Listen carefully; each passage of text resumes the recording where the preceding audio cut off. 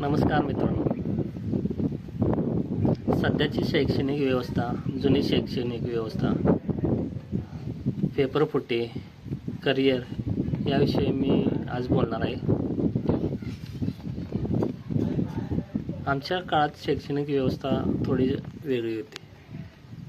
100 पैकी 100 मार्क कधीच कोणाला पडत नव्हते. 100 पैकी 98, 99 पर्यंत पडायचे. 100 पैकी 100 कधीच पडायचे. आता 100 पैकी 100 सगळ्यासनी पडतात. योग्य त्यात पोरांचं कष्टसुद्धा आहे, त्यात काय वादच नाही. पण जुन्या काळात तसं काय पडत नव्हतं. आता कोर्सेस वगैरे भरपूर प्रमाणात निर्माण झालेले आहेत. त्यामुळं आणि विद्यार्थीसुद्धा खूप कष्ट घेतात, त्यामुळे ते तसे मार्क पडतातच. चांगलंच आहे ते. पूर्वीच्या काळी शिक्षक आम्हाला खूप मोठ्या प्रमाणे मारायचे. खूप म्हणजे काट्या घेऊनच यायचे आणि मारतात. शिकवायचे सुद्धा छान शिकवायचे. आमच्या काळात करिअर मार्गदर्शन वगैरे असं काय नव्हतं. पहिलीपासून 10वीपर्यंत शाळा शिकायची. 10वी नंतर काय मग 11वी 12वी. 11वीला सायन्स, कॉमर्स, आर्ट्स हे 3 विभाग असतात हे सुद्धा आम्हाला 10वीत असं माहीत नव्हतं. एवढं म्हणजे हे होतं. करिअर मार्गदर्शनच नव्हतं व्यवस्थित. आर्मी जाण्यासाठी काय लागतं, भरती होण्यासाठी, पोलीस भरतीसाठी काय लागतं हे एवढं, किंवा डॉक्टर होण्यासाठी, इंजिनियर होण्यासाठी कोणती साईट घ्यायला लागते, काय एवढं जास्त नव्हतं. असं जास्त मार्गदर्शन कोण करत नव्हतं.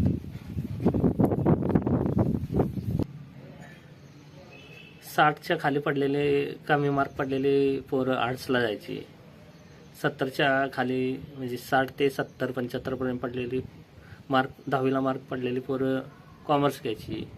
75 ते 99 पर्यंत मार्क पडलेली पोरं सायन्स घ्यायची. अशा पद्धतीनं होत होतं सगळं. आमच्या काळात व्हॉट्सअप, यूट्यूब, फेसबुक असलं काय नव्हतं. फेसबुक होतं पण तेवढं जास्त असं त्या पद्धतीनं फक्त फ्रेंडशिप करण्यासाठी फेसबुकचा वापर होत होता. आत्ताच्या काळात म्हणजे 2025-20 नंतर करिअर मार्गदर्शनासाठी भरपूर रिसोर्सेस निर्माण झालेले आहेत. भरपूर मोठ्या प्रमाणात लोक मार्गदर्शन करत असतात. मित्रांनो, 10वीची परीक्षा झाली, 12वीची परीक्षा झाली, मार्क पडले तर अनेक लोक अनेक पद्धतीने सांगत असतात. पण विद्यार्थ्यांना स्वतःचं डोकं वापरून आपल्याला काय व्हायला पाहिजे आणि आपण कुठली साईड घेतली पाहिजे हे विचार करून निर्णय घेतला पाहिजे. मित्रांनो, करिअर निवडण्याबरोबरच आपण कुठलं तर स्किल शिकलंच पाहिजे.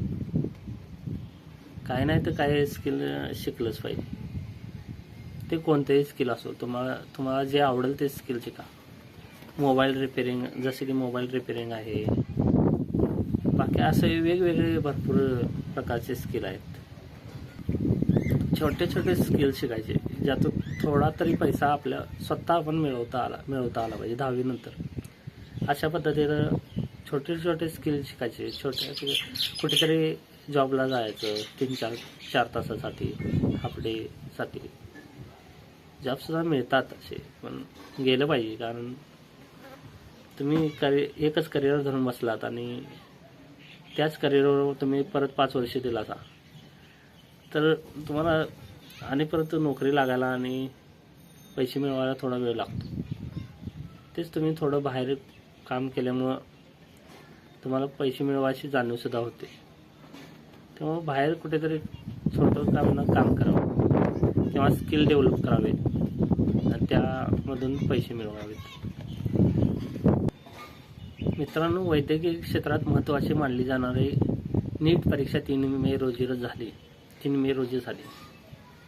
पेपर फुटल्यामुळे ते रद्द झाले. आता या पेपर फुटीमध्ये मोठे गावकर सर म्हणून आहेत, त्यांचा सहभाग असण्याची बातमी आत्ताच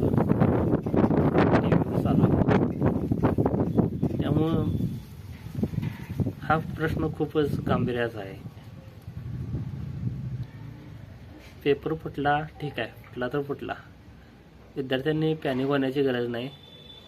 पुढील परीक्षा देण्यासाठी जोरदार तयारी विद्यार्थ्यांनी केली पाहिजे आणि मस्तपैकी जोरदार तयारीने विद्यार्थ्यांनी परीक्षा दिली पाहिजे. यश हे तुमचंच आहे. लोक खच्चीकरण करायला बसलेले आहेत, आपण त्याकडे दुर्लक्ष करायचं. आपल्या करिअरकडे लक्ष देणं महत्त्वाचं आहे. मित्रांनो, 2025 पासून AI वर जगानं मोठ्या प्रमाणात भर दिलेला आहे. त्यामुळे AI टूल्सचा वापर कसा करायचा किंवा AIचा वापर आपल्या आयुष्यात कशा पद्धतीने करायचा याबद्दल आपण माहिती घेतली पाहिजे आणि AI वापरणं आपण शिकले पाहिजे. जग बदलत चाललेलं आहे, त्या पद्धतीनं आपण बदलत चाललं पाहिजे, तरच आपण या जगात टिकू शकतो. 10वी-12वीचं वय म्हणजे खूप महत्त्वाचं वय असतं त्या विद्यार्थ्याच्या आयुष्यात किंवा विद्यार्थिनीच्या आयुष्यात. अशावेळी पेपरफुटी होणं ही खूपच गांभीर्याची गोष्ट आहे. यावर सरकारनं महत्त्वाचं पाऊल उचललं पाहिजे आणि गुन्हेगारांना ताब्यात घेऊन शिक्षा केली पाहिजे आणि पेपरफुटी भविष्यात कधीही घडू नये यासाठी मोठ्या प्रमाणात उपाययोजना केली पाहिजे. कारण प्रत्येक विद्यार्थ्याचं करिअरचं किंवा आयुष्याचं सगळं ते राहिलेलं असते त्या पेपरवर, जीवन सगळं राहिलेलं असतं. त्यामुळे सरकारनं यावर उपाययोजना केल्या पाहिजेत. तुम्हाला काय वाटतं कमेंटमधून कळवा. मित्रांनो, व्हिडिओ मी पहिल्यांदाच बनवत आहे, त्यामुळं थोडा अडखळतोय, त्यामुळे मी माफी मागतो. पण मला जे वाटतंय ते मी या व्हिडिओतून सांगण्याचा प्रयत्न करत आहे. या व्हिडिओतून थोडा का विना विद्यार्थ्यांचा फायदा व्हावा हीच माझी अपेक्षा आहे. धन्यवाद.